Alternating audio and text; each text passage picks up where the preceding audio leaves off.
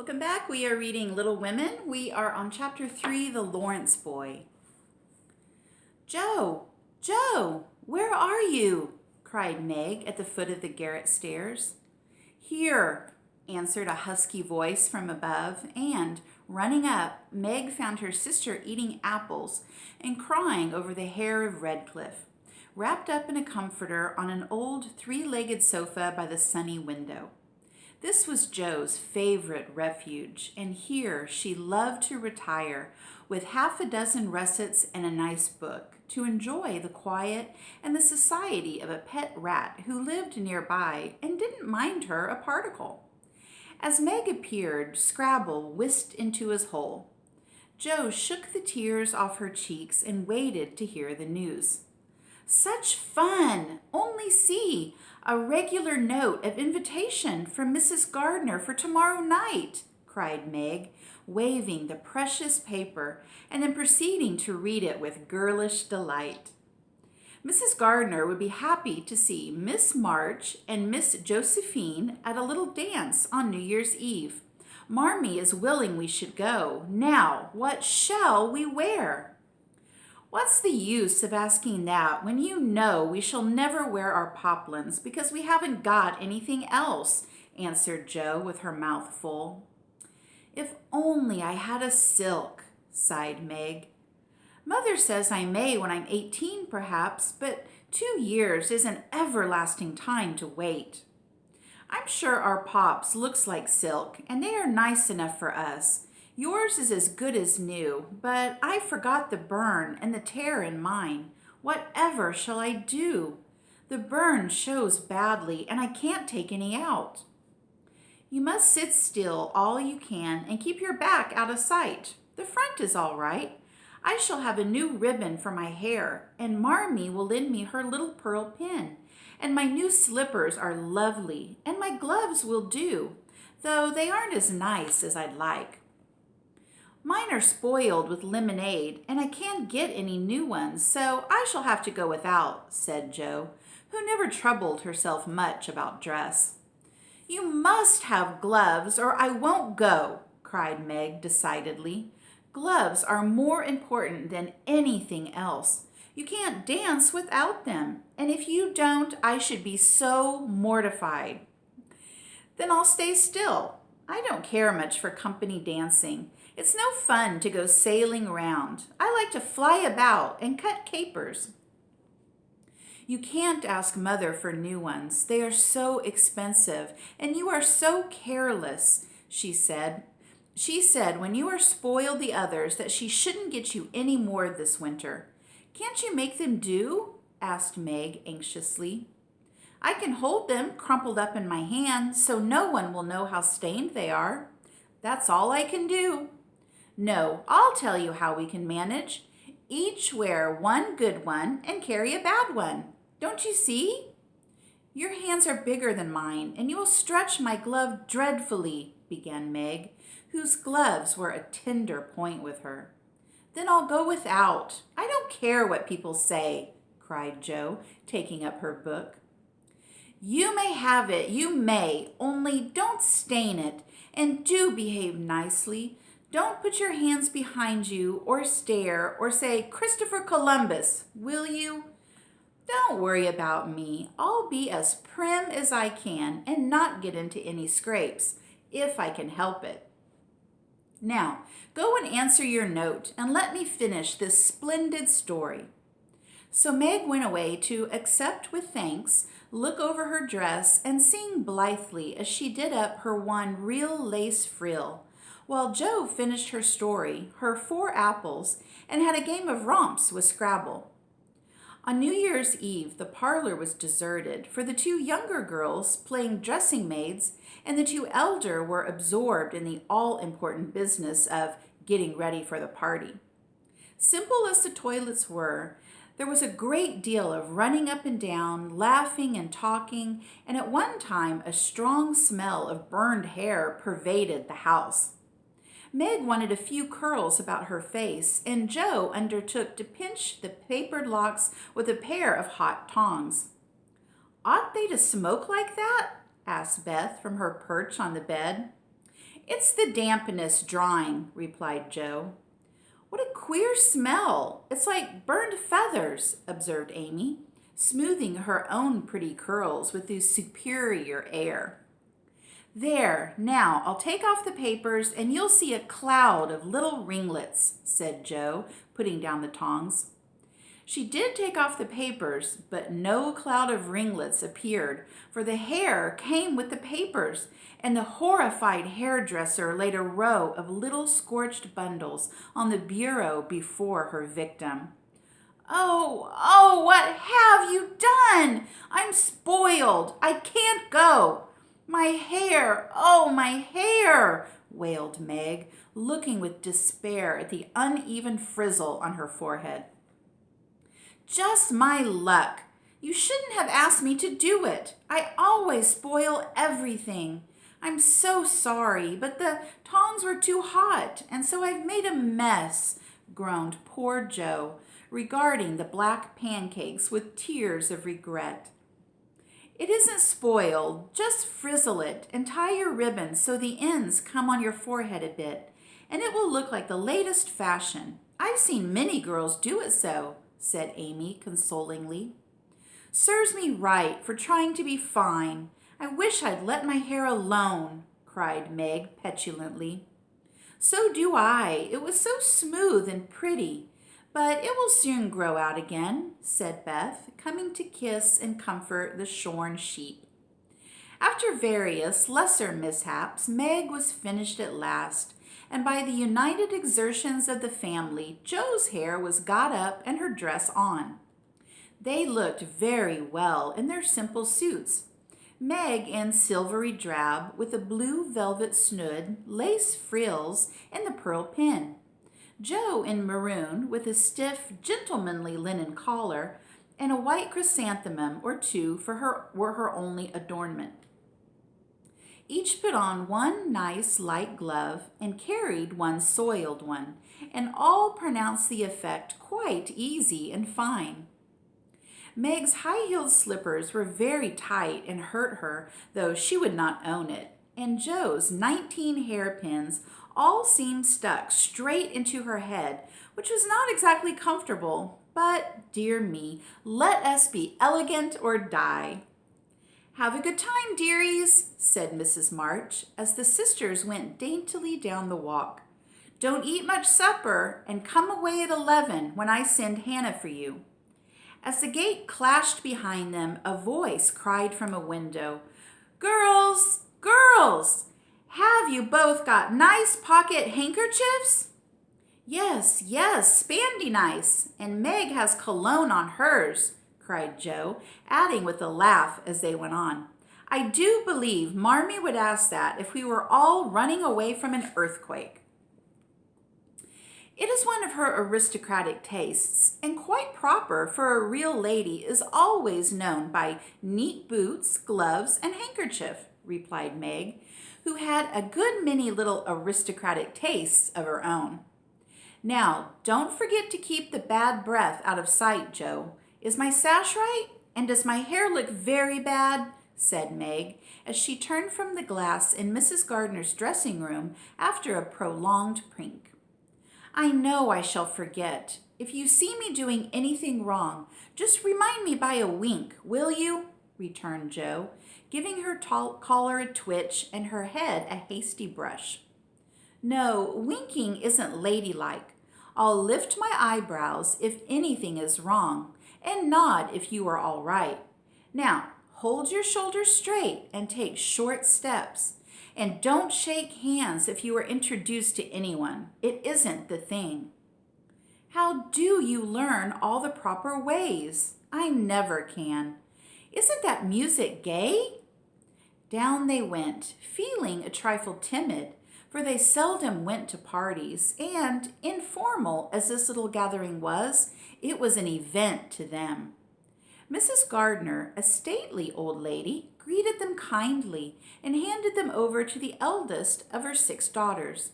Meg knew Sally and was at ease with her very soon, but Joe, who didn't care much for girls or girlish gossip, stood about with her back carefully against the wall, and felt as much out of place as a colt in a flower garden.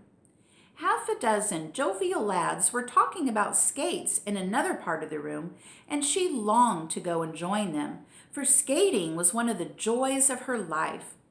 She telegraphed her wish to Meg, but the eyebrows went up so alarmingly that she dared not stir.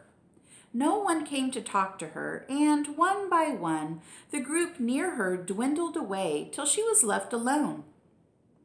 She could not roam about and amuse herself, for the only burned breath would show, so she stared at people rather forlornly till the dancing began.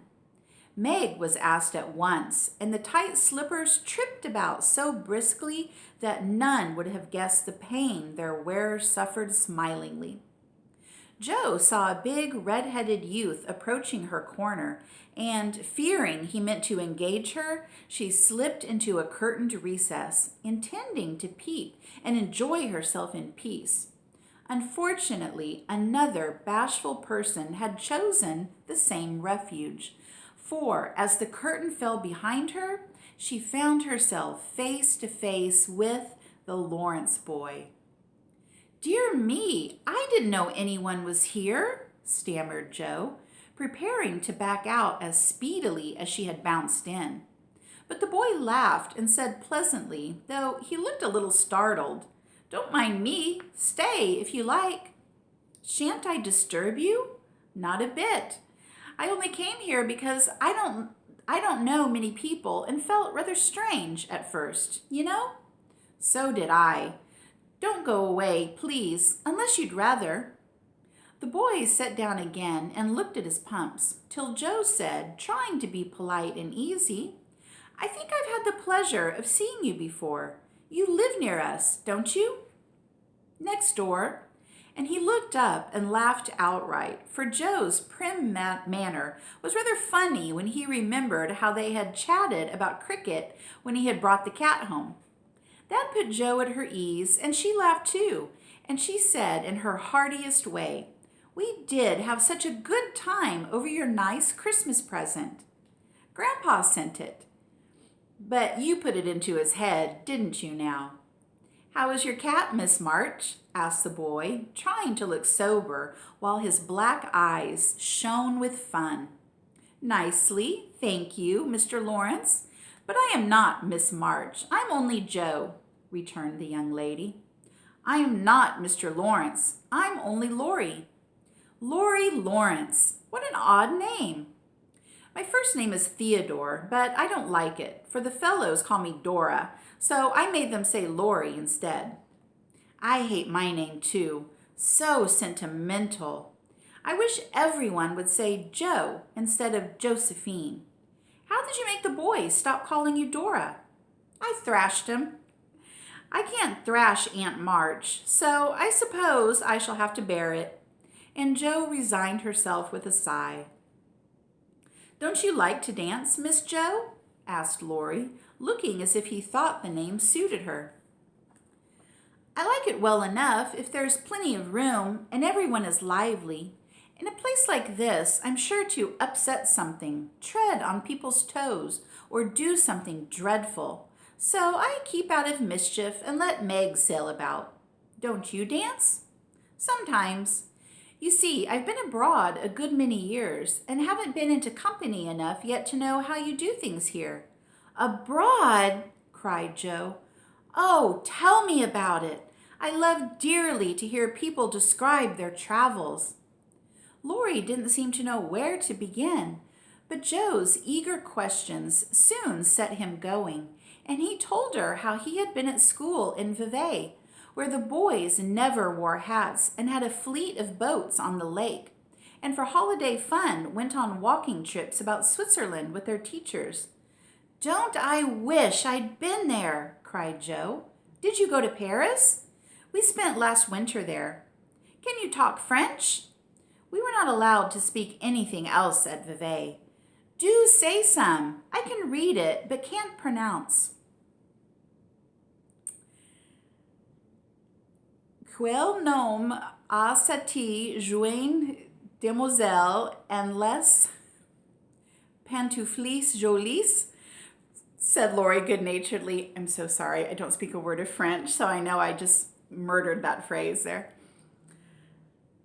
How nicely you do it. Let me see, you said, "Who is the young lady in the pretty slippers," didn't you? Oui, mademoiselle. It's my sister, Margaret, and you knew it was. Do you think she's pretty?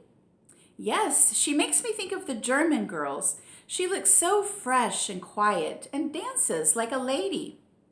Jo quite glowed with pleasure at this boyish praise of her sister and stored it up to repeat to Meg. Both peeped and criticized and chatted till they felt like old acquaintances. Laurie's bashfulness soon wore off, for Jo's gentlemanly demeanor amused him and set him at ease. And Jo was her merry self again because her dress was forgotten and nobody lifted their eyebrows at her. She liked the Lawrence boy better than ever and took several good looks at him so that she might describe him to the girls, for they had no brothers, very few male cousins, and boys were almost unknown creatures to them. Curly black hair, brown skin, big black eyes, handsome nose, fine teeth, small hands and feet, taller than I am, very polite for a boy, and altogether jolly. Wonder how old he is. It was on the tip of Jo's tongue to ask, but she checked herself in time and, with unusual tact, trying to find out in a roundabout way. I suppose you're going to college soon? I see you pegging away at your books. No, I mean studying hard. And Jo blushed at the dreadful pegging which had escaped her. Laurie smiled, but didn't seem shocked, and answered with a shrug. Not for a year or two. I won't go before 17 anyway. Aren't you but 15? Asked Jo, looking at the tall lad, whom she had imagined 17 already. 16 next month. How I wish I was going to college. You don't look as if you liked it. I hate it. Nothing but grinding or skylarking. And I don't like the way fellows do either in this country. What do you like? To live in Italy and to enjoy myself on my own. Jo wanted very much to ask what his own way was, but his black brows looked rather threatening as he knit them, so she changed the subject by saying, as her foot kept time, "That's a splendid polka. Why don't you go and try it?" "If you will come too," he answered with a gallant little bow. "I can't, for I told Meg I wouldn't because—" There Jo stopped and looked undecided whether to tell or to laugh. "Because what?" asked Laurie curiously. "You won't tell? Never." "Well, I have a bad trick of standing before the fire, and so I burn my frocks, and I scorched this one. And though it's nicely mended, it shows. And Meg told me to keep still so no one would see it. You may laugh if you want to. It is funny, I know." But Laurie didn't laugh. He only looked down a minute, and the expression of his face puzzled Jo when he said very gently, "Never mind that. I'll tell you how we can manage. There's a long hall out there, and we can dance grandly, and no one will see us. Please come." Jo thanked him and gladly went, wishing she had 2 neat gloves, when she saw the nice pearl-colored ones her partner wore.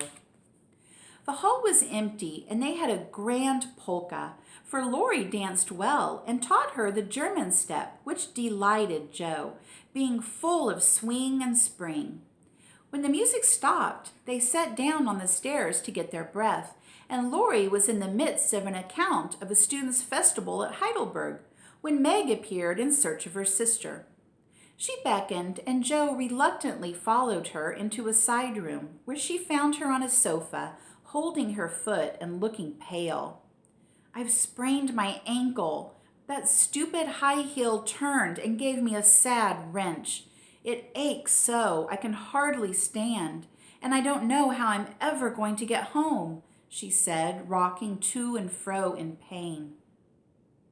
"I knew you'd hurt your feet with those silly shoes.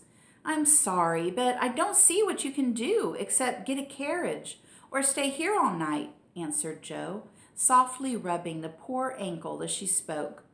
I can't have a carriage without it costing ever so much. I dare say I can't get one at all, for most people come in their own, and it's a long way to the stable and no one to send. I'll go. No, indeed.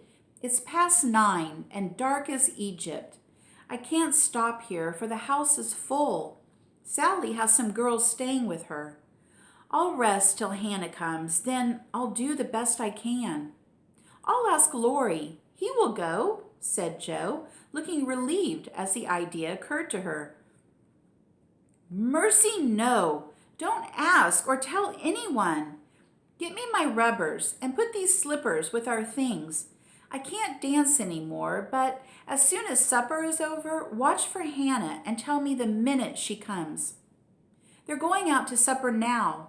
I'll stay with you. I'd rather. No, dear, run along and bring me some coffee. I'm so tired I can't stir. So Meg reclined with rubbers well hidden, and Joe went blundering away to the dining room, which she found after going into a china closet and opening the door of a room where old Mr. Gardner was taking a little private refreshment. Making a dart at the table, she secured the coffee, which she immediately spilled, thereby making the front of her dress as bad as the back. Oh dear, what a blunderbuss I am, exclaimed Joe, finishing Meg's glove by scrubbing her gown with it. Can I help you? Said a friendly voice, and there was Laurie, with a full cup in one hand and a plate of ice in the other. I was trying to get something for Meg, who is very tired, and someone shook me, and here I am in a nice state, answered Joe, glancing dismally from the stained skirt to the coffee-colored glove. Too bad. I was looking for someone to give this to. May I take it to your sister? Oh, thank you. I'll show you where she is. I won't offer to take it myself, for I should only get into another scrape if I did.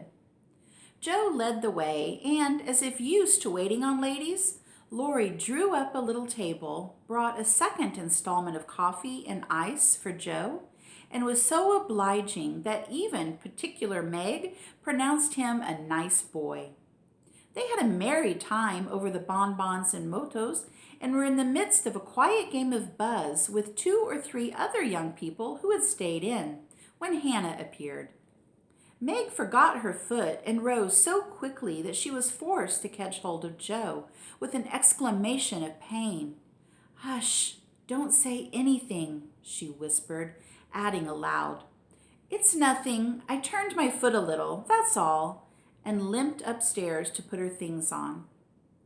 Hannah scolded, Meg cried, and Joe was at her wits' end till she decided to take things into her own hands. Slipping out, she ran down and, finding a servant, asked if he could go get her a carriage. It happened to be a hired waiter who knew nothing about the neighborhood, and Joe was looking around for help when Laurie, who had heard what she said, came up and offered his grandfather's carriage, which had just come for him, he said. It's so early. You can't mean to go yet, began Joe, looking relieved but hesitating to accept the offer. I always go early. I do, truly. Please let me take you home. It's all on my way, you know, and it rains, they say. That settled it, and telling him of Meg's mishap, Joe gratefully accepted and rushed up to bring down the rest of the party. Hannah hated rain as much as a cat does, so she made no trouble, and they rolled away in the luxurious closed carriage, feeling very festive and elegant. Laurie went on to the box so Meg could keep her foot up, and the girls talked over their party in freedom. I had a capital time. Did you? Asked Joe, rumpling up her hair and making herself comfortable. Yes, till I hurt myself. Sally's friend, Annie Moffat, took a fancy to me and asked me to come and spend a week with her when Sally does. She's going in the spring when the opera comes, and it will be perfectly splendid. If Mother only lets me go, answered Meg, cheering up at the thought. I saw you dancing with the red-headed man I ran away from. Was he nice? Oh, very. His hair is auburn, not red, and he was very polite. And I had a delicious redowa with him. He looked like a grasshopper in a fit when he did the new step. Lori and I couldn't help laughing. Did you hear us? No, but it was very rude.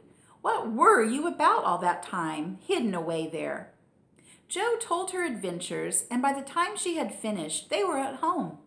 With many thanks, they said good night and crept in, hoping to disturb no one. But the instant their door creaked, 2 little nightcaps bobbed up, and 2 sleepy but eager voices cried out, "Tell about the party! Tell about the party!" With what Meg called a great want of manners, Jo had saved some bonbons for the little girls, and they soon subsided after hearing the most thrilling events of the evening. I declare it really seems like being a fine young lady to come home from the party in a carriage and sit in my dressing gown with a maid to wait on me, said Meg, as Jo bound up her foot with arnica and brushed her hair.